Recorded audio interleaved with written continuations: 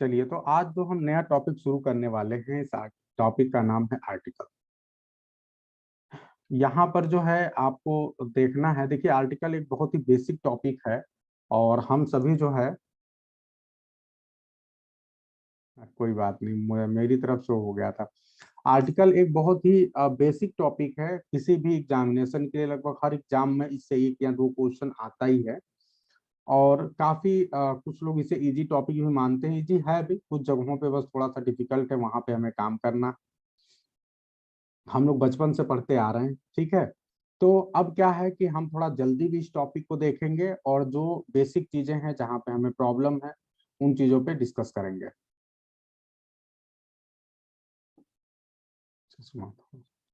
तो अब ध्यान दीजिए, दे आर टू आर्टिकल्स। जब आप बात करते हैं, अच्छा एक दूसरी बात और आपको समझना है कि जो आर्टिकल टॉपिक है ये पार्ट ऑफ स्पीच का पार्ट नहीं है। जैसे आप पढ़ते हैं ना कि इंग्लिश में 8 पार्ट ऑफ स्पीच हैं, तो जो नॉर्मली जो आपके ग्रामेरियन हैं वो जो है आर्टिकल्स को जो है पार्ट ऑफ स्पीच में नहीं रखते हैं। वो क्या कहते हैं कि चूंकि जो आर्टिकल है ये अपने आप में पूरी तरह से एडजेक्टिव की क्वालिटी को रिप्रेजेंट करता है, तो इसलिए इसे अलग से न रख के हम इसे एडजेक्टिव का ही एक पार्ट मानेंगे। बस ये है कि चूंकि अपने आप में बहुत इंपॉर्टेंट है और इसे अलग से हम पढ़ते हैं, बस इतना ही है अंतर। नहीं तो आप हमेशा इसे मानिएगा कि ये एडजेक्टिव चैप्टर के अंतर्गत ही आएगा, ठीक है। इसी प्रकार आप लोगों ने एक डिटरमाइनर सुना होगा। डिटरमाइनर भी एक ग्रामर का टॉपिक है। तो डिटरमाइनर भी एडजेक्टिव के अंतर्गत आता है, और आप ये कह सकते हैं कि एडजेक्टिव के अंतर्गत डिटरमाइनर एक बड़ा टॉपिक होगा और उसी डिटरमाइनर में आर्टिकल जो है उसका एक छोटा सा पार्ट है, ठीक है। जैसे डिटरमाइनर ऐसे किसी भी पर्टिकुलर एडजेक्टिव को बोलते हैं, वर्ड को बोलते हैं जो किसी नाउन से पहले आता है और उसकी मीनिंग को डिटरमाइन करने की कोशिश करता है, ठीक है। तो ये बात ध्यान रखना। तो हमेशा अगर आपसे पूछा जाए, देखिए डिटरमाइनर खुद अपने आप में उसका कोई वो नहीं है, तो आप डिटरमाइनर को मत बोलिए कि डिटरमाइनर कोई एक बहुत बड़ी यूनिट हो गई। आपको बोलना है एडजेक्टिव, ठीक है। तो अगर एग्जाम में आपसे क्वेश्चन पूछेगा और आपसे पूछेगा कि आर्टिकल्स जो है किस ग्रामेटिकल कैटेगरी में रख सकते हैं, तो अगर वहां पे ऑप्शन एडजेक्टिव ज्यादा रहने की संभावना है डिटरमाइनर की अपेक्षा, ठीक है। अगर एडजेक्टिव रहेगा तो आप एडजेक्टिव दोगे, ठीक है। अगर एडजेक्टिव नहीं है, इन दैट केस डिटरमाइनर हो सकता है, ठीक है। तो ये ध्यान रखना है, बड़ी चीज। अच्छा दूसरी बात ये है कि अब जब अब बात करते हैं डिटरमाइनर की, तो हमने शुरुआत बेसिक्स में ही जो पहला लेक्चर था वही बता दिया था। जो डिटरमाइनर है उसमें कौन कौन से हैं, जैसे सच हो गया, सम हो गया, little, a little, the little हो गया, ठीक है, एनी हो गया, ये सब डिटरमाइनर है जो किसी नाउन से पहले आते हैं। तो अब डिटरमाइनर तो एडजेक्टिव भी हो गया ना, तो अंतर क्या है। तो बस सिर्फ इतनी बात ध्यान रखना कि ये सब बहुत ओवरलैपिंग है, चाहे डिटरमाइनर बोल लो चाहे उसको एडजेक्टिव बोल लो, ठीक है। तो उसमें कोई छोटी छोटी बातें हैं, ठीक है। डिटरमाइनर एडजेक्टिव का ही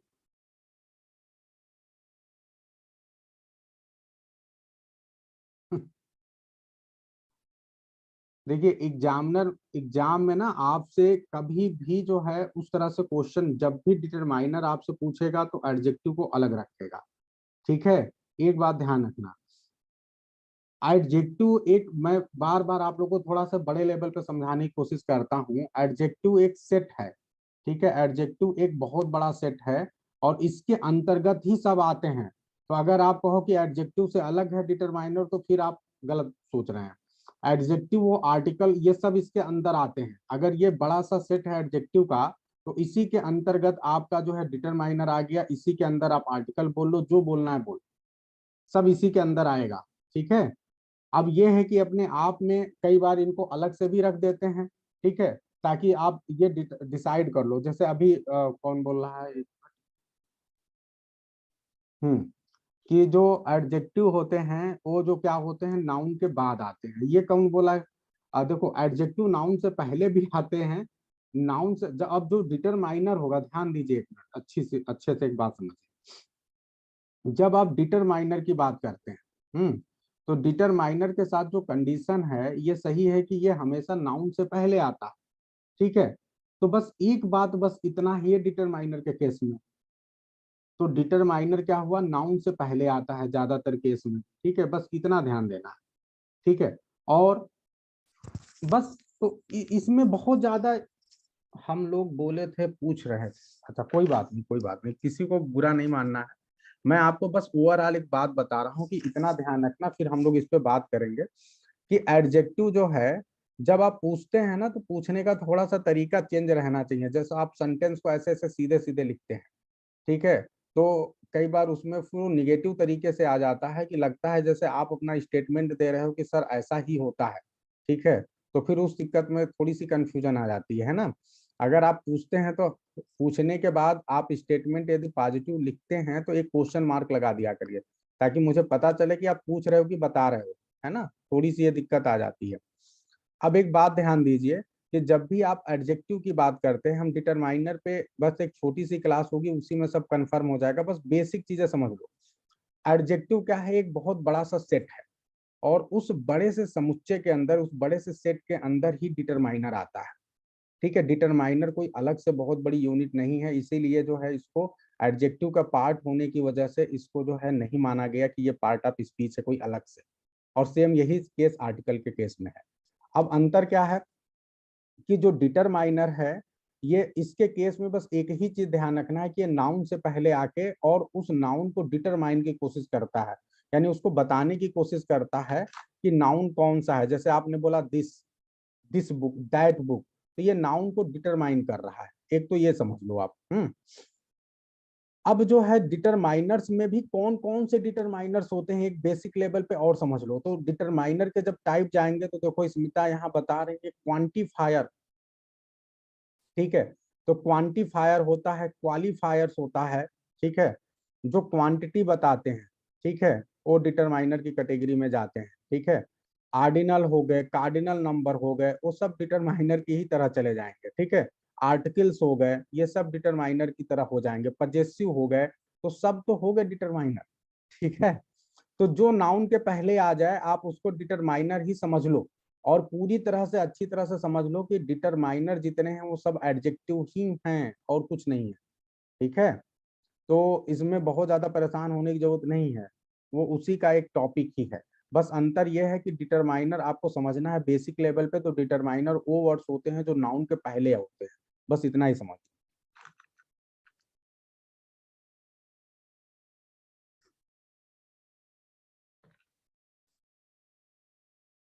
चलो, अब हम आ जाते हैं। तो अब ये जो आपका आर्टिकल है, इसीलिए इसको बोला गया कि जो एडजेक्टिव्स, देखो सीधे सीधे लिखा हुआ, adjectives a and the are usually called articles. ये हमेशा जो है यूजुअली आर्टिकल्स कहे जाते हैं जो एडजेक्टिव्स हैं, ठीक है। दे आर रियली, अगर आप इनको डीपर लेवल पे देखेंगे तो ये डेमोन्स्ट्रेटिव एडजेक्टिव की कैटेगरी में आते हैं। क्यों? क्योंकि ये इंडिकेट करते हैं, जैसे आपने बोला एक आम, ठीक है, या कोई पर्सन, मतलब किसी भी प्रकार से, मतलब ये अगर कैटेगरी की बात करेंगे, जैसे एग्जाम में क्वेश्चन अगर आ जाए कि अगर आप जो है आर्टिकल को किस प्रकार के एडजेक्टिव में रख सकते हो, तो आर्टिकल जो है डेमोन्स्ट्रेटिव एडजेक्टिव की कैटेगरी में जाएगा, ठीक है। और अगर दूसरा क्वेश्चन आ जाए कि आर्टिकल और क्या हो सकता है, तो आर्टिकल जो है क्या हो सकता है जी, अभी थोड़ी देर पहले हमने देखा, तो आर्टिकल जो है, अरे भाई तो डिटरमाइनर भी हो सकता है, ठीक है, डिटरमाइनर। तो दो चीजें हैं। तो ये दो चीजें अपने दिमाग में रखना है। अब जो आर्टिकल्स हैं वो दो प्रकार के होते हैं, एक ए एन और दूसरा द, ठीक है, दो प्रकार के आर्टिकल होते हैं। जो ए और एन होता है उसको आप बोलते हैं इनडेफिनिट आर्टिकल, ठीक है, because it usually leaves indefinite, ठीक है, the person or thing spoken of. ये इनडेफिनिट इसलिए कहे जाते हैं क्योंकि जो इनके बाद आपको नाउन आता है जिसके बारे में आप बात करते हैं, वो कैसा होता है जी, वो इनडेफिनिट, को कुछ क्लैरिटी नहीं आ पाती उस नाउन के बारे में। जैसे आपने बोला अ डॉक्टर, तो डॉक्टर, आप डॉक्टर से पहले जब आपने ए लगाया तो इसका मतलब कि कोई डेफिनिट डॉक्टर की आप बात नहीं कर रहे हैं, तो इसलिए यानी वो कोई भी डॉक्टर की आप बात कर रहे हैं, तो इसलिए आपने ए लगाया। जब आप बात करते हैं डेफिनिट आर्टिकल की, तो डेफिनिट आर्टिकल क्या होगा, the, because it normally points out some particular person or thing, ठीक है। जैसे ही saw the doctor, उसने डॉक्टर को देखा, मीनिंग सम पर्टिकुलर डॉक्टर, अगर उसने डॉक्टर को देखा इसका मतलब किसी एक विशेष डॉक्टर को देखा है, ठीक है। तो indefinite article is used before singular countable noun. अब ये ध्यान देना है कि जितने भी इनडेफिनिट आर्टिकल होते हैं ये हमेशा जो है, ये बहुत इंपॉर्टेंट रूल है और ये ध्यान देना है। अब आप डेफिनिट और इनडेफिनिट एकदम अच्छे से समझ चुके हैं, ठीक है, कि डेफिनिट आर्टिकल कौन है, द है, और इनडेफिनिट आर्टिकल्स हैं ए एंड आई। अब आगे ध्यान देना है, कुछ रूल्स पे आ जाइए कि इनडेफिनिट आर्टिकल्स का यूज कैसे करते हैं। ठीक है, ये काउंटेबल माना जाता है कि जो है इसको सिंगुलर मानेंगे कि प्लूरल मानेंगे, सिंगुलर नाउन के पहले करेंगे कि प्लूरल नाउन के पहले करेंगे। तो एकदम अच्छी तरह से याद रखना कि ये हमेशा सिंगुलर काउंटेबल नाउन के पहले आप इसका यूज करते हैं, ए और एन का, पहली चीज। दूसरी चीज ये है कि जो डेफिनिट आर्टिकल हैं is used before singular countable nouns, plural countable nouns and uncountable noun. तो इसके केस में क्या है, चाहे सिंगुलर हो उसके लिए भी कर लो, प्लूरल हो उसके लिए भी कर लो, अगर अनकाउंटेबल है तो उसके लिए भी कर लो। तीनों कंडीशन में जो है आप द का प्रयोग कर सकते हैं। तो I hope it is clear. Indefinite की जब बात करोगे तो हमेशा क्या होगा, सिंगुलर काउंटेबल नाउन। लेकिन जब आप डेफिनिट की बात करोगे तो क्या होगा, ये जो है सिंगुलर काउंटेबल नाउन, प्लूरल और अनकाउंटेबल तीनों के साथ हो सकता है। अब हम आगे बढ़ें उससे पहले और आपको कुछ इंपॉर्टेंट बातें बताना है, वो देख लो, आप देख सकते।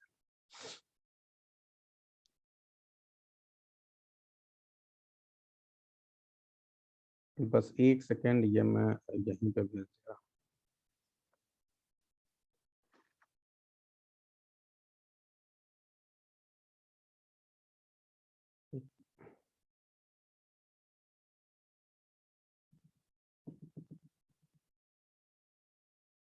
और दूसरा वाला मोबाइल, चलिए।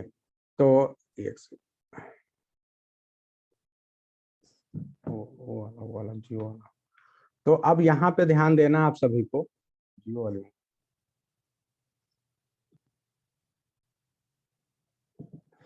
जैसे आप लोगों ने देखा होगा कि द का प्रयोग जो है करते हैं, तो आप लोग देखते होंगे कि द के प्रोनाउंसिएशन में दो प्रकार का प्रोनाउंसिएशन होता है, एक स्ट्रेस प्रोनाउंसिएशन होता है, एक अनस्ट्रेस प्रोनाउंसिएशन होता है।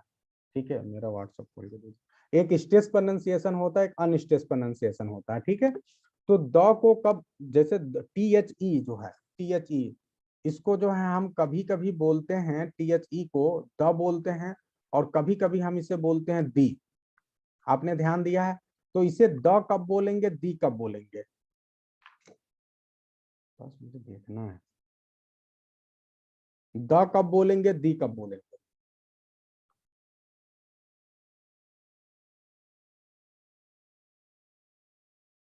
बताइए, जल्दी से बताइए, आप लोग जवाब दीजिए।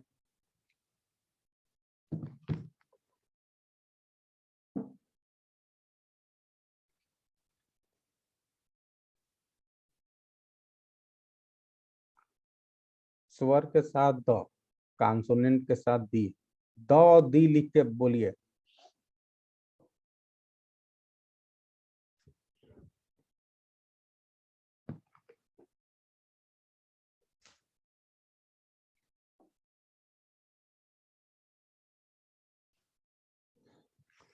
ठीक है, तो ये चीज मैं आपको नोट करा दे रहा हूँ, आप समझ लो। देखिए, जब द का आप प्रयोग करते हैं, जो आपका ये साउंड सिंबल ऐसे बनेगा, द, ठीक है, और दी का मतलब साउंड सिंबल ऐसे बनेगा, ठीक है।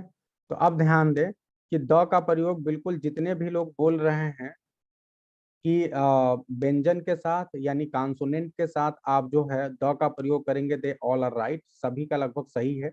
तो कॉन्सोनेंट जब आपका आएगा शुरुआत में, तो उसके साथ आप दी का प्रयोग करेंगे, द का प्रयोग करेंगे। अगर वावेल साउंड आ गया तो आप क्या करेंगे, द का प्रयोग करेंगे, ठीक है।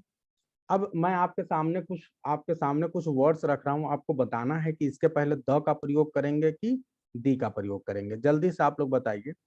अगर हमने बोला कि देयर यूनिटी, हम सीधे बोल रहे हैं, वर्ड ही बोल रहे हैं, यूनिटी। तो अब ये बताइए, जो आपके सामने ये वर्ड लिखा है, इसके पहले आप द का प्रयोग, फिर द लिखने से मैं कैसे समझ पाऊंगा जी? ठीक है, फिर से सुनिए।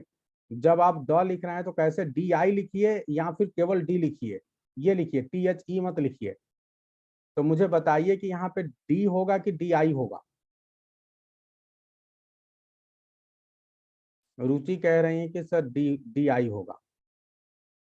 अनामिका बोल रही डी होगा। हेमलता बोल रही डी आई होगा। चंचल डी आई। एक और कुछ वर्ड्स मैं बोल रहा हूं, जल्दी से बताइए। हमने कहा यूटोपियन। यूटोपियन, यहां बताइए यूटोपियन में क्या होगा। हमने कहा यूनिवर्सिटी। ये जितने भी वर्ड्स के मैं नाम ले रहा हूं ना, ये चाहे आपको वावेल शुरू में दिखाई दे रहे हैं, लेकिन प्रॉब्लम ये है कि यहाँ पे जो साउंड आ रही है, वावेल साउंड की बात हो रही है, साउंड नहीं है। ठीक है, साउंड वावेल आनी चाहिए। और चूंकि साउंड चाहे लेटर वावेल है, लेकिन साउंड वावेल नहीं आ रहा है, और यही वजह है कि यहाँ पे दी ना होकर द का प्रयोग होगा। I hope it is clear to everyone. ठीक है, तो ये जितने भी आपको यहाँ साउंड दिखाई दे रहे हैं, यहाँ पे जो, ठीक है, जो यूनिटी हो गया, यूटोपियन हो गया, यहाँ पे वाई जो कॉन्सोनेंट होता है, वाई यानी य साउंड जो है आ रहा है।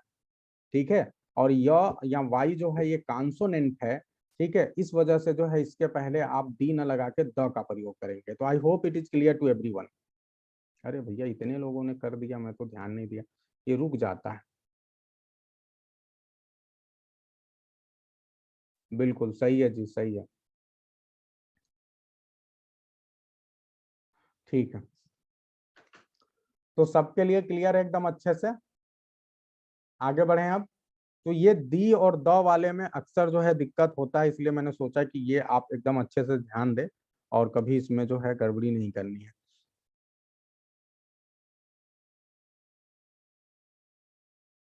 मैं कुछ और वर्ड बता रहा हूं और इसमें भी आपको बताना है। देखते हैं, जैसे हमने बोला ऑनेस्ट, तो यहाँ पे एच साउंड आ रहा है, एच लेटर आ रहा है। हॉनर, अब ये हॉनर है कि ऑनर है, ये आप डिसाइड करोगे। आवरली, तो यहाँ पे एच लेटर आ रहा है, तो यहाँ क्या करें, दी करें कि द करें? जल्दी से बताइए, दी करें कि द करें, जल्दी बताओ, फास्ट। अरे भाई सॉरी, ये ना कोई बोल दिया करो सर जी ऊपर कर लो, अगर मुझे लगे कि मैं कहीं अटका हुआ हूं तो। ठीक है, ये कई बार ना आप लोग लगातार रिस्पॉन्स देते हैं, पता नहीं चलता। ठीक है, बहुत अच्छा। तो यहाँ पे जो है एच साइलेंट है, और इस वजह से यहाँ पे साउंड वावेल आएगा, और इसलिए जो है, नहीं बोलना नहीं है, बस मैसेज कर देना। अच्छा, मैसेज भी कैसे करोगे, सही बोल रहे हैं आप। कई बार क्या होता है ना कि ये जो है ना, ये धोखा कर देता है। जो स्क्रीन है उसमें होता क्या है कि अचानक जो है, जैसे आप मैसेजेस करते जाते हो, अब ये स्क्रीन ऊपर ही है और आपके मैसेज सारे नीचे चले गए और मुझे पता नहीं चल रहा है। तो चलो अब मैं एनोटेशन ऑन कर दूंगा। हम्म, एक मिनट, मैं एनोटेशन ऑन कर देता हूँ। तो एनोटेशन तो ऑन ही रहता है अक्सर, आप लोग यहाँ पे कुछ लिख देंगे तो मुझे पता चल जाएगा। नहीं, नोट अगर माइक ऑन कर देंगे तब तो फिर उसके बाद सुनने लायक क्लास रहेगी नहीं। सोचो एक साथ सब दी दी दा दा बोलोगे, वो क्लास की हालत क्या हो जाएगी। पहले की वीडियो में यही प्रॉब्लम थी, वीडियो पूरी बन गई लेकिन बाद में कोई उसको सुनने वाला नहीं है। तो वो भी कहानी हो जाती। चलो, तो ये हमने देख लिया, अब हम आगे बढ़ते हैं।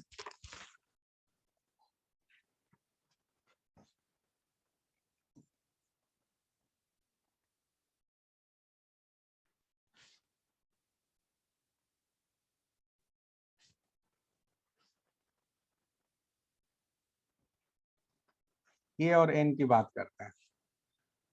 अब ए और एन पे पहले अलग से बहस होगी, अलग से बात होगी। The choice between a and an is determined by sound. Same वैसे जैसे अभी आपने द और दी का हुआ, उसी प्रकार से अब आपको ए और एन के लिए भी देखना है। Before a word beginning with a vowel sound an is used. बहुत आसान है, जब वावेल साउंड होगा, अगर साउंड ध्यान देना है, अगर वावेल साउंड है तो फिर एन का यूज करना है, अगर कॉन्सोनेंट साउंड है तो फिर ए का यूज करना है। जैसे आपने देखा एस, तो यहाँ पे एनमी हो गया, इंक स्पैड हो गया, ऑरेंज हो गया, umbrella, an hour, an honest, an air.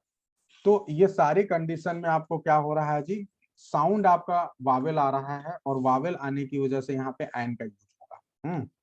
ठीक है, कई जगहों पे आपको एच दिख रहा है, लेकिन एच चूंकि प्रोनाउंस नहीं हो रहा है तो इस वजह से यहाँ पे भी हो रहा है। तो ये हो गया जी।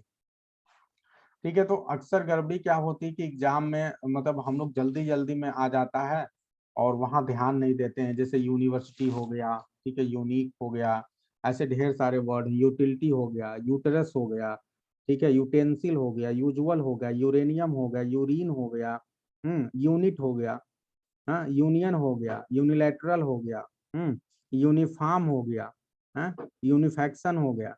ठीक है, तो ऐसे बहुत से वर्ड्स हैं, जब ये आ जाते हैं और अगर हम जल्दी जल्दी में होंगे तो ऐसी कंडीशन में हम ए का बजाय एन यूज कर देंगे, वो गलत हो जाएगा, तो वो ध्यान देना है। अब आगे बढ़ते हैं रूल नंबर 108 में। यहाँ क्या है, before a word beginning with a consonant sound A is use. कोई भी एक वर्ड जो कि कॉन्सोनेंट साउंड के साथ शुरू होगा उसके पहले ए का यूज करेंगे। तो फिर वही सेम चीज, जैसे यूरोपियन हो गया, ईव हो गया, ठीक है, फिर उसके अलावा जो यूनिकॉर्न हो गया। अब देखो ये वाले में लोग अक्सर गड़बड़ी कर सकते हैं, EWE, ठीक है। तो जैसे अब क्या होता है, जिनका प्रोनाउंसिएशन आपको मालूम है वहां तो बहुत आसान है, और जहां पे प्रोनाउंसिएशन नहीं मालूम है वहां पे बच्चे तो गड़बड़ कर देंगे ना। अब उन्हें क्या पता, वो उसको गलत कभी पढ़ा ही नहीं है और ऐसा वर्ड आ गया, तो ऐसी कंडीशन में क्या होगा। तो EW, यस, बहुत अच्छा है। EW, ई को जब आप डिक्शनरी में देखेंगे तो ये क्या लिखा होगा, नहीं यो नहीं है, यू है। तो ये यू भी नहीं, ये ऐसे इसका जो आपका फोनेटिक सिंबल है, फोनेटिक सिंबल कैसे बनेगा जी, जे। य के लिए फोनेटिक सिंबल क्या जाता है, य के लिए फोनेटिक सिंबल आप सभी को पता है ना, जे जैसा बनता है। हिंदी का प्रयोग ना करें, हिंदी को एकदम पहले बाहर कर दीजिए। अनामिका, हिंदी से अंग्रेजी नहीं सीखनी है, जब जरूरत पड़ेगी तभी सीखेंगे, है ना। तो हिंदी को पहले खत्म करिए। पहले आपको जब अब फोनेटिक सिंबल में बता चुका हूं, आप लोग मुझे ये बताइए कि वाई के लिए फोनेटिक सिंबल क्या है। तो वाई के लिए फोनेटिक सिंबल है जे, जे जैसा बनता है ना, ये।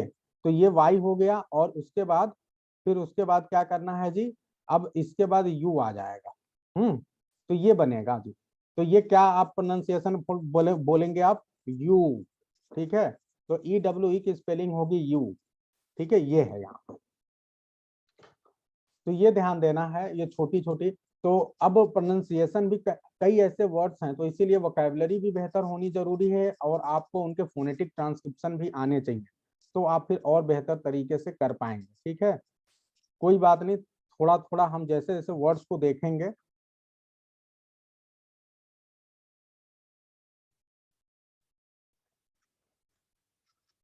हम्म, चलिए ठीक है। तो अब ये हो गया जी। आ, आगे बढ़ते हैं। अब एक और इम्पोर्टेंट है कि because this words university union begin with the consonant sound, ठीक है, दैट ऑफ यू, ठीक है, ये आपका साउंड रहता है और इसलिए से हम जो है ए का प्रयोग करते हैं। फिर आगे देखिए, आगे भी है यहाँ पे, जैसे 1 रूपी नोट, ठीक है, 1 आइड मैन, ये अक्सर आपके एग्जाम में कई बार आ चुका है, 1 रूपी नोट। तो 1 रूपी नोट के पहले हम क्या करें, वो लेटर लिख के आ रहा है, लेकिन इसके पहले चूंकि साउंड कैसा आ रहा है, साउंड डब्लू का आ रहा है, डब्लू या वी का। तो ऐसी कंडीशन में चूंकि साउंड कॉन्सोनेंट का आ रहा है, तो आपको क्या करना पड़ेगा, इसके पहले ए का यूज करना पड़ेगा। तो ये भी ध्यान रखना है, बस छोटी छोटी मगर मोटी बातें हैं। अब कुछ ऐसे लोग हैं जो कि होटल को होटल ना बोल के क्या बोलते हैं, ओटल बोलते हैं। हिस्टोरिकल को हिस्टोरिकल ना बोल के हिस्टोरिकल बोलते हैं। तो अब भैया उनके चक्कर में हमें नहीं पड़ना है। अब जबान को बहुत ज्यादा टेढ़ा उतना ही करिए जितना जरूरी है ना। तो ओटल ना बोलिए, ओटल नहीं बोलना है आपको, होटल ही बोलना है। हिस्टोरिकल ही बोलना है, ठीक है। तो आप ध्यान रखना है कि चाहे कुछ लोग ऐसा करते हैं, लेकिन आपको क्या करना है कि आप जो है यहाँ पर हमेशा जो है ए का प्रयोग करेंगे, क्योंकि एच की साउंड यहाँ पे है, साइलेंट नहीं है। क्योंकि ह की साउंड आएगी, एच की साउंड आएगी, तो ऐसी कंडीशन में ए का ही प्रयोग आपको करना होगा।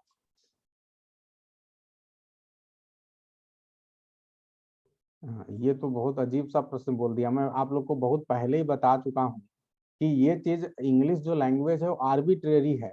शुरुआत में कुछ ना कुछ तो बोलना ही है, ठीक है। हम्म, जैसे आप जब बोल रहे हैं वह, जैसे आप अगर हमसे ये बोलें कि सर इसकी साउंड जो है हम क्यों डब्लू या वी की साउंड आती है। तो इस प्रश्न का जवाब हम आपको नहीं दे सकते। जैसे इसी प्रकार से जो है आप आगे और ध्यान दीजिए कि एक और वर्ड है। जैसे आप हमसे बोले कि sir B U T but क्यों होता है और पी यू टी पुट क्यों होता है, जबकि दोनों की स्पेलिंग एक ही जैसा है। तो सर आप ऐसा बोलिए, जैसे आप पुट बोलते हैं वैसे आप बुट बोलिए, ठीक है। तो पुट को बुट क्यों नहीं बोलते हैं? तो ये कोई फोनेटिक रूल इसका नहीं है, ये आर्बिट्रेरी है। जब शुरुआत में बन गया तो वैसे ही अब चला आ रहा है, और फिर उसके बाद अब इसको वैसे ही हम पढ़ते हैं, ये हमारी हैबिट में हो गया, ठीक है। तो वही चीज है, तो ये ऐसे ही इसको याद कर लेना है, और इसका कोई रूल नहीं है, ठीक है।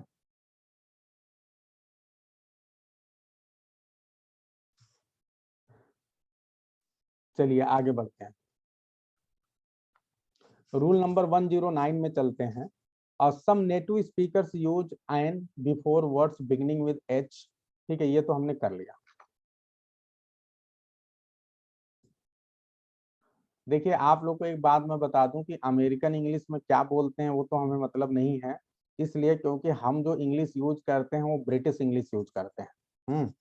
हमारी जो हम ग्रामर अपना लेके चलते हैं वो ब्रिटिश इंग्लिश है। और आरपी ध्यान रखना, रिसीव्ड प्रोनाउंसिएशन, और जो हमारा प्रोनाउंसिएशन है वो आरपी है। आरपी मतलब रिसीव्ड प्रोनाउंसिएशन होता है, तो ध्यान रखना है।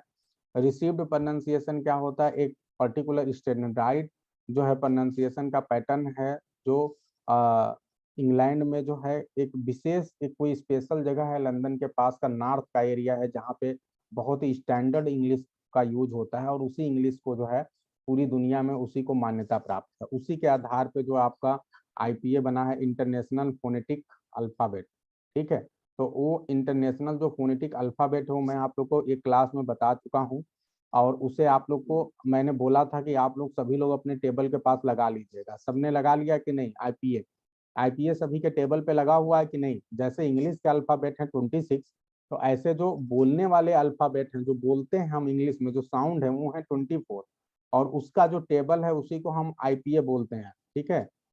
ठीक है, इंटरनेशनल फोनेटिक अल्फाबेट। तो ये बताओ सबने लगा लिया कि नहीं? नहीं, ये हमने पहले ही बताया था, आप शायद उस क्लास में थी अनामिका, अगर आप क्लास मिस करती हो तो अलग बात है। ये तो बहुत गलत बात है भाई, आप लोग क्यों नहीं, इतने दिन बाद मैंने आप लोगों को उधर, ये कब क्लास हुई थी? जब मैंने आईपीए के बारे में पूरी एक क्लास ही पूरी आईपीए पे बता दी थी। हाँ, वो ग्रामर ग्रामर में हुआ था कि लिटरेचर में हो गया था क्या? अरे मैंने किस क्लास में उसको बता दिया था?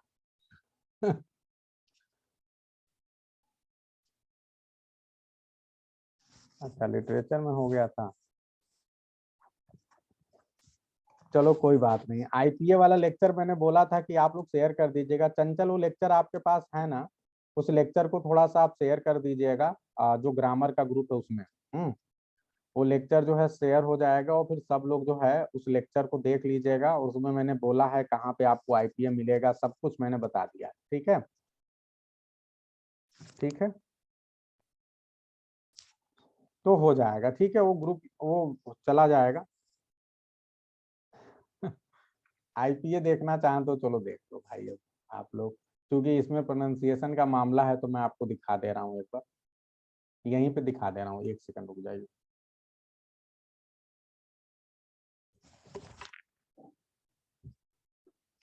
बस अब एक सेकंड रुक जाइए आप लोग, इतनी इच्छा है तो। Indian phonetic symbol, sorry Indian मैंने लिख दिया, आईपीए ही लिख देता हूँ। आईपीए इतना पॉपुलर कि सिर्फ आईपीए ही लिख दिया जाए तो इंटरनेट पे आ जाता है। अब देखो यहाँ पे, मैं यहाँ पे क्लिक कर रहा हूँ, देखो आप लोग स्क्रीन पे दिख रहा होगा आईपीए आप सभी को, है ना? एक सेकंड, अच्छा वाला दिखाते हैं जिसमें आप समझ जाओ बढ़िया से। देखो ये है आईपीए। इसको कैसे मैं हटाऊं, एक सेकंड, यस क्लियर। देखिए अभी आप लोग को स्क्रीन पर लेफ्ट साइड में दिख रहा है आईपीए, राइट साइड में सॉरी, ये आपके पूरे स्क्रीन पे खुल के आ गया है। पूरा क्यों नहीं खुल रहा है? ये पूरा नहीं खुल रहा है, वहीं पे चलते हैं, एक मिनट यहाँ ध्यान दीजिए। अब ठीक है, बहुत अच्छा चंचल, आपने क्या लेक्चर भेज दिया। अब यहाँ पे आप लोग देख लो, ये आईपीए क्या है भाई? आईपीए क्या है? एक इंटरनेशनल लेवल पे फोनेटिक सिंबल का वो बनाया गया है, जिससे आपको ये पता चलता है कि इंग्लिश में कितने साउंड्स हैं। अच्छी तरह से याद रखिएगा कि लिखने वाले साउंड अलग हैं, बोलने वाले साउंड अलग हैं। लिखने वाले साउंड अलग हैं और बोलने वाले साउंड अलग हैं। मुझे लग रहा है ये वाला ज्यादा दिखाता हूँ, क्लियर थोड़ा सा नहीं आ रहा। हाँ, ये आ गया। अब यहाँ ध्यान दीजिए आप, ये आप सभी लोग स्क्रीन पे देखिए, एकदम क्लियर है। और यहाँ पे जो आपको साउंड दिख रहे हैं, यहाँ ध्यान दीजिए कि ये जो आपको साउंड दिख रहे हैं ऊपर की 3 लाइन वाले साउंड, ठीक है, ये सारे वावेल्स हैं। ऊपर के 3 लाइन वाले क्या हैं जी? वावेल हैं, ठीक है। और जो उसके नीचे के 3 लाइन आपको दिख रहे हैं ये कॉन्सोनेंट्स हैं। ये क्या है? कॉन्सोनेंट्स हैं। और ये ऊपर वाले क्या हैं जी? वावेल्स हैं, ठीक है। तो अब होता क्या है कि देखो ये इनके सिंबल हैं। जब आप ऑक्सफोर्ड एडवांस लर्नर डिक्शनरी देखते हो, या जब आप गूगल पे किसी भी वर्ड को आप डालते हो, तो वहां पे ना आपको उस वर्ड के नीचे सेम इसी तरह का सिंबल बना होता है। इसी सिंबल को देख के आप पहचानते हो कि उस वर्ड को बोला कैसे जाए, ठीक है। ऑक्सफोर्ड एडवांस लर्नर डिक्शनरी यदि आपके पास हो, तो जब उसमें भी आप किसी वर्ड को देखोगे तो इसी सिंबल में उसका प्रोनाउंसिएशन दिखाया होगा। या कोई भी बढ़िया बड़े लेवल की डिक्शनरी ले लो, कैम्ब्रिज वाली ले लो, या फिर आप पियर्सन की ले लो, कोई भी डिक्शनरी लोगे तो वहां पे आपको ऐसे ही सिंबॉलिक रिप्रेजेंटेशन होता है किसी वर्ड का, ठीक है। जैसे मैंने अभी थोड़ी देर पहले ईव देखा था, मैं अभी आपको वो भी दिखा रहा हूँ। तो यहाँ ध्यान दीजिए, जैसे ये देखिए आई के 2 साउंड है, तो ये छोटी साउंड है जिसमें ये डबल बिंदी लग जाता है, इसका मतलब बड़ी साउंड है वो, ठीक है। तो अब ये हो गया सिट, ठीक है। और यहाँ पे क्या हो गया? रीड हो गया, ठीक है। यस बिल्कुल, अभी हम बता रहे हैं एक एक चीज। तो ये तो आपने अल्फाबेट देखा। ट्रांसक्रिप्शन कब होगा? ट्रांसक्रिप्शन तब होगा जब आप कई सिंबल को मिला के एक साथ लिख दो। ट्रांसक्रिप्शन क्या है? एक तरह से किसी भी वर्ड का जो प्रोनाउंसिएशन होता है उसी चीज को जब आप सिंबॉलिक फॉर्म में लिखते हैं तो ट्रांसक्रिप्शन कहलाता है। तो ये जो अच्छी तरह से ध्यान रखना, ये एक एक यूनिट है। अगर आप कहो कि सर ये जो फोनेटिक अल्फाबेट है इसको ट्रांसक्रिप्शन, तो ये नहीं है, ये तो बस सिंबॉलिक रिप्रेजेंटेशन है, ठीक है। ट्रांसक्रिप्शन क्या होगा? ट्रांसक्रिप्शन में क्या होगा? जब इन सारे सिंबल्स को मिला के, 2-3 सिंबल को मिला के किसी वर्ड का आप रिप्रेजेंट करो कि ये साउंड उसके रिप्रेजेंट करता है, तो ऐसी कंडीशन में वो ट्रांसक्रिप्शन कहलाएगा। यस। तो अब ध्यान दीजिए कि ये जितने भी आपको दिख रहे हैं 6 3 जा 18, ठीक है। तो यहाँ पे जो 18 हो गए, सॉरी, ठीक है। तो आप अच्छी तरह से ध्यान रखना, जब मैंने आप लोग को उधर बताया था तो जो वावेल साउंड्स होते हैं, ठीक है, वावेल साउंड्स, ठीक है। तो ये टोटल कितने होते हैं भी बताइए? पिछली क्लास में हमने जो है फोनेटिक ट्रांसक्रिप्शन पे एक लेक्चर हो चुका है, आपको मिल जाएगा, और अलग से भी मैं ले लूंगा। फिलहाल आप ये बताएं जो वावेल साउंड हैं वो कितने हैं? मैंने आप लोग को बताया था, याद करिए और बताइए। वावेल साउंड टोटल कितने हैं जी? 20 हैं। और ये जो 20 वावेल साउंड है इनको भी फर्दर डिवाइड कर सकते हो। ये 2 प्रकार के वावेल साउंड होते हैं। कैन एनीवन टेल ये 2 प्रकार के वावेल साउंड कौन कौन से हैं? वावेल में भी 2 प्रकार हैं। तो कौन है जी? एक आपका जो वावेल का प्रकार है वो है सिंगल ग्लाइड्स। जो सिंगल ग्लाइड्स होते हैं उनको बोलते हैं मोनोफ्थांग। मोनोफ्थांग यानी इसका मतलब कि इनकी जो जब इसको बोलते हैं तो बहुत सिंगल वॉइस में ही बहुत थोड़ा सा जो है इसका प्रोनाउंसिएशन होता है, साउंड बहुत छोटी होती है, ठीक है। लेकिन जो इसके बाद होता है डबल ग्लाइड। डबल ग्लाइड का मतलब क्या होता है कि जो उसकी प्रोनाउंसिएशन होगी वो लंबी होगी, ठीक है। तो उस इसीलिए उसको क्या बोलते हैं? डिप्थोंग। तो बस यही ध्यान देना, मोनोप्थांग डिप्थांग, ठीक है। ये 2 प्रकार है। मोनोप्थांग को ही प्योर वावेल बोलते हैं। क्या बोलते हैं? Pure Wavell. क्योंकि उसमें जो है ग्लाइड जो है उसमें कोई और नहीं होता, मिला नहीं होता है, एकदम प्योर एक कोई वावेल है, सिर्फ उसकी साउंड होती है। और जो आपके डिप्थांग होते हैं इसमें क्या होता है? 2 प्योर वावेल को जब एक साथ मिला देते हैं, 2 मोनोप्थांग को एक साथ मिला देते हैं तो फिर डिप्थांग बन जाता है। तो I hope it is clear. फिर इसके अलावा जो है आपको ये ध्यान देना है कि कितने साउंड कॉन्सोनेंट के हैं, तो अच्छी तरह से याद रखना 24 साउंड कॉन्सोनेंट के हैं। How many sounds of consonants? 24, ठीक है। बस यही ध्यान रखना है। तो ये आपके टोटल साउंड्स हो गए। तो अगर इंग्लिश में आपसे पूछा जाए कि कितने साउंड्स हैं, तो आप जो स्टैंडर्ड साउंड की बात करेंगे वो कितने हो जाएंगे जी, 24 और प्लस 20 कितने हो जाएंगे, 44। तो साउंड हो गया 44, लेकिन लेटर कितने हैं, लेटर तो केवल आपके हैं 26 ही। तो ये 26 लेटर जो है 24 तरीके से बोले जा सकते हैं।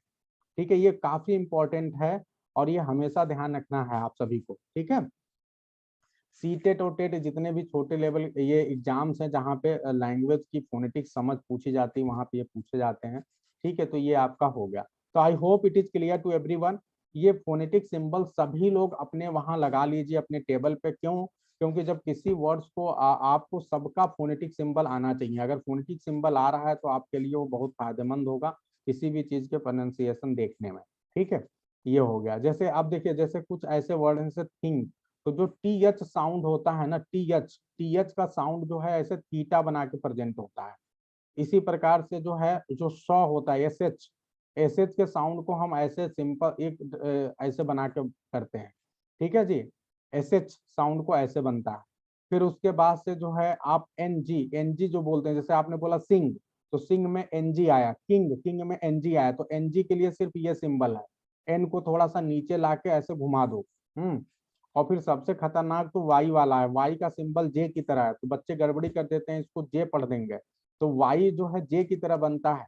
ठीक है, तो ये एक सिंबल है जो कि ध्यान रखना। तो ऐसे ये कुछ सिंबल हैं। इसी प्रकार चौक के लिए टी और एस वाला जो एस एच वाला साउंड है उनको मिला देते हैं तो चौक की तरह दिखने लगता है। तो ये कुछ इंपॉर्टेंट है जो आपको ध्यान रखना है। ठीक है, तो बस इसे इतना ही रखते हैं। बाकी आप लोग लेक्चर को देख लेना, तो लेक्चर से आपकी समझ बहुत अच्छी हो जाएगी, क्योंकि उसमें पूरा क्लैरिटी के साथ एक एक चीज बताया गया है।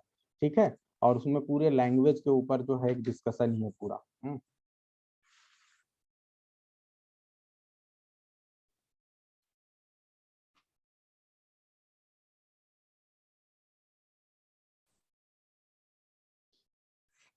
चलिए, तो कुछ बेसिक चीजें आप लोग को क्लियर हुआ।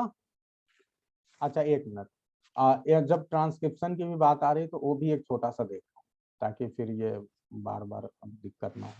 यहीं पे देख लीजिए आप, है ना, सोनल और जितने भी लोग हैं। ट्रांसक्रिप्शन, जैसे मैंने कोई एक वर्ड लिखा, आप ध्यान दीजिए यहाँ पे, मैंने एक वर्ड लिखा, जैसे थोड़ी देर पहले मैंने लिखा था ईब, ईब वर्ड है। अब ईब वर्ड को आप लोग स्क्रीन पे, अपने स्क्रीन को अब बड़ा कर लीजिए, लेफ्ट साइड में ईब लिखा हुआ है उसको बड़ा कर लीजिए। ठीक है, और एक बार उसको देख लीजिए। जो ईब है, क्या आप सभी ने बड़ा किया अपनी तरफ स्क्रीन को?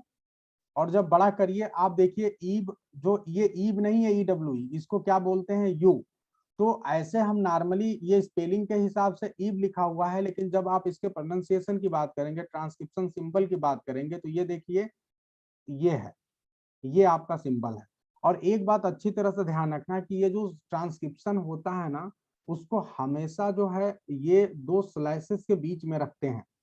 दो मतलब आप यहाँ पे लिख लीजिए, लेकिन नॉर्मली जब भी आपको एग्जाम में लिखना हो या कहीं पर भी, तो इसको दो स्लैश के बीच में लिखते हैं। ठीक है, तो ये ध्यान रखना है। इसी प्रकार से कोई भी वर्ड है, जैसे आप इंग्लिश में जैसे हम फादर बोलते हैं, FATHER, तो फादर के केस में देखिए क्या होता है कि आर साइलेंट होता है, यहाँ ध्यान दीजिए। आर साइलेंट होता है। हाँ, यस। कोलन का मतलब ये होता है सोनल ना, जैसे कोई वर्ड है अगर उसके बाद कोलन आ गया, जैसे कोई साउंड है अगर उसके बाद कोलन आ गया, स्पेशली जो वावेल साउंड होते हैं उन्हीं के बाद कोलन आते हैं। कोलन ये दिखाता है कि वो साउंड लॉन्ग होगा। क्या होगा जी, लॉन्ग होगा। जैसे अगर सिर्फ यू आया तो इसका मतलब यू, सिंपल सा। लेकिन अगर अगर कोलन लग गया तो इसका मतलब यू, ऐसे हो गया। इसी प्रकार से अगर ये जो है सिंपल सा है कोई चीज, ठीक है, ये है, अगर उसके बाद कोलन आ गया तो इसका मतलब ये बड़ा आ हो गया, आ।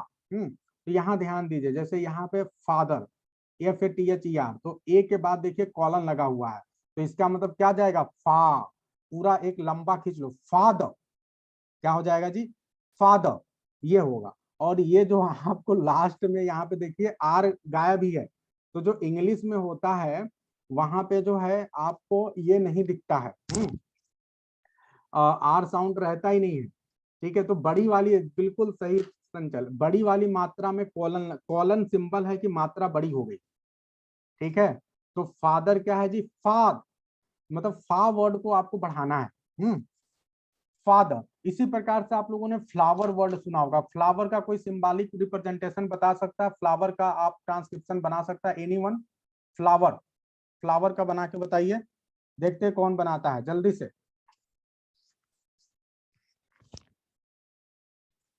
बिना नकल के अपना दिमाग से बनाना है फ्लावर का।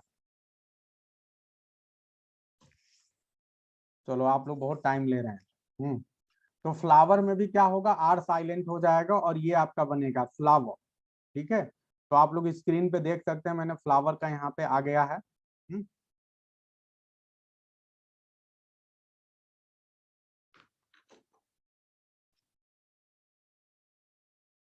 बिल्कुल, अच्छी कोशिश है राजकुमार जी। ठीक है, आर साइलेंट है फ्लावर। ठीक है, तो इस तरह से आपने देख लिया। उम्मीद है कि आपको ये बात समझ में आ गई होगी जो मैं आपको बताना चाह रहा हूँ। ठीक है, कॉलन एक अच्छा वर्ड इन्होंने पूछ लिया, आप सबको याद रहेगा कि कॉलन में क्या होगा कि कॉलन बड़ी मात्रा को रिप्रेजेंट करता है। कॉलन लग गया तो इसका मतलब बड़ी मात्रा में इसलिए नहीं बोल रहा हूँ कि कई बार जो है बहुत ज्यादा बड़ी मात्रा हो जाती है। जैसे कुछ ऐसे हैं, जैसे एक वर्ड है, यहीं पे आपको दिखा रहा हूँ। जैसे आपने लिखा बर्ड, जैसे बर्ड लिखा, अब बर्ड को तो अजीब सा है, बर्ड को कैसे बनाओगे, BIRD। तो बर्ड के केस में देखिए, बर्ड के केस में जो ये है इसके बाद ऐसे कॉलन लगा हुआ है, राइट साइड में लिख रहा हूं मैं, ये देखिए। तो ये जो आपको ये वाला साउंड है ना, ये अलग ही प्रकार का साउंड है। ये काफी लंबा, आर साइलेंट है, और ये जो अ की साउंड है ये घूमती हुई अ है। लॉन्ग तो है लेकिन लॉन्ग में घूम रही है, घूम रही है, गूंज कर रही है। जैसे आप क्या बोलोगे इसको, बर्ड, गर्ल। ये साउंड हमारे हिंदी में नहीं है, ये हिंदी में है ही नहीं। अब सोचो, मतलब ऐसा नहीं कि आप हिंदी इंग्लिश को एकदम पैरेलल कर लो, संस्कृत को पैरेलल कर लो, बहुत से ऐसे साउंड जो हमारे इंग्लिश में है वो हिंदी में नहीं।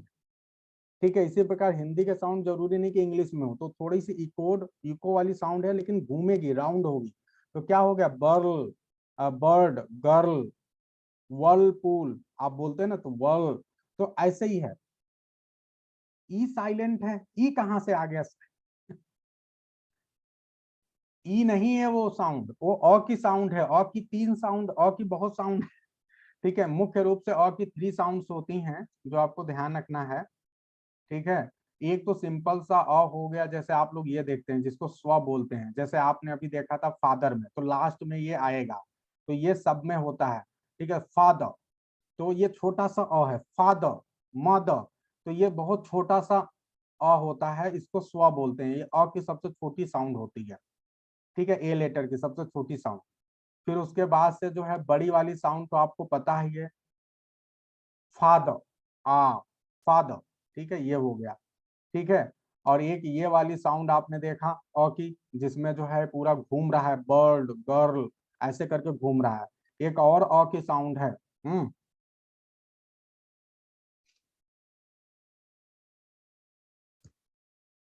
बिल्कुल, आपको जो है अब ये ज्यादा सुष्मिता, ये मैकेनिक्स पे आ जाएगा तो फिर हम सबको समझा, जितने भी स्टूडेंट्स है अभी, चूंकि फोनेटिक्स के आप लोगों ने अगर इसको डीपर लेवल पे पढ़ेंगे तो फिर आपको तमाम चीजें ध्यान देना पड़ेगा कि लिप्स को आप कहाँ यूज करें। एक्चुअली ये सारे जब साउंड के सिंबल पढ़ते हैं तो वहां पे ये पढ़ता है कि आप अपर लिप्स का कहाँ यूज करते हैं, लोअर लिप्स का कहाँ यूज करते हैं। ठीक है, तो वो सारी चीजें आपको जो है मतलब सब कुछ, तो उतने अभी लेवल पे जाने की जरूरत नहीं है।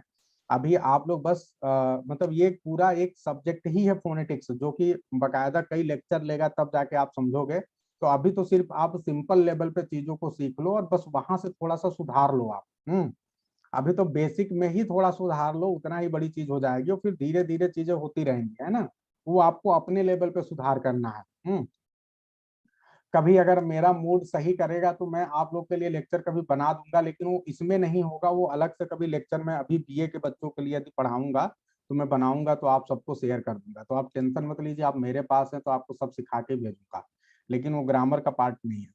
अब एक बात और ध्यान देना कि एक और अ की साउंड होती है जो गिरती हुई साउंड है। जैसे आप बोलते हैं बट, BUT बट, आप बोलते हैं कट, तो ये जो साउंड है ये भी अ की साउंड है, चाहे लेटर आपको यू दिख रहा है लेकिन साउंड अ की आ रही, बट। तो ये जो गिरता हुआ साउंड है, जैसे लग रहा है किसी कप को आपने नीचे गिरा दिया, बट, कट, कप। ठीक है, तो ये सारे वर्ड्स में जो है आप देख रहे हैं साउंड ये वाली आएगी, तो आप ये ऐसे बनेगा, ऐसे इसका फोनेटिक सिंबल होगा। मग, बहुत अच्छा, तो फोनेटिक सिंबल ऐसे जाएगा। शट, बहुत अच्छा जी, ठीक है। ये ए का चीरा गायब हो गया है। हाँ। तो उम्मीद है कि ये कुछ आप लोगों को समझ में आ गया होगा, इतना जितना मैंने आपको बताया एक लेवल तक। तो ये फोनेटिक्स ऐसे बहुत सी चीजें हैं जो कि उस लेवल पे आपका चलता रहेगा।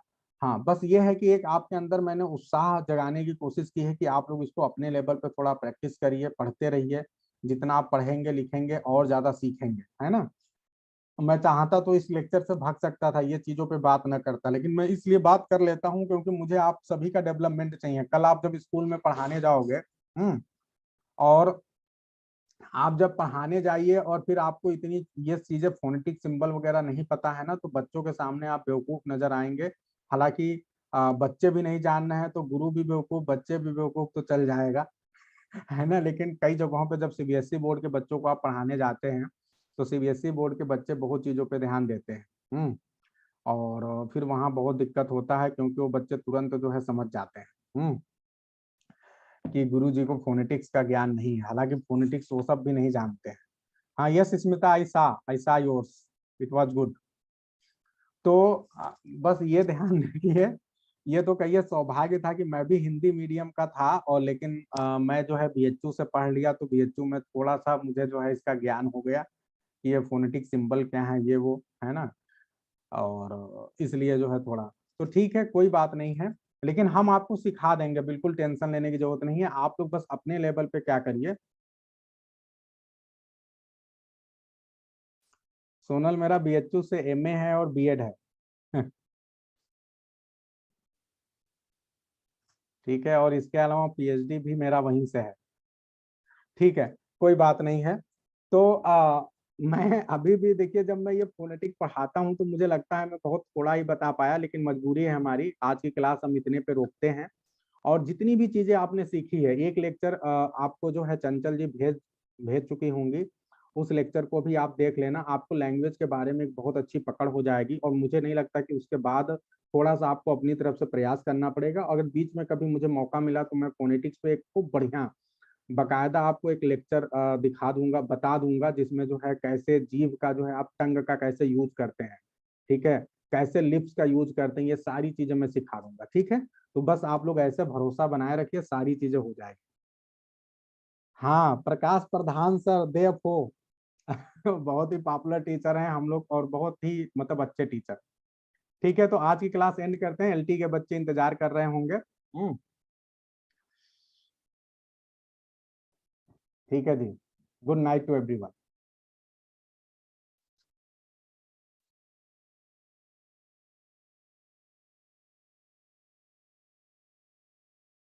डिक्शनरी में बिच्छू को बना है।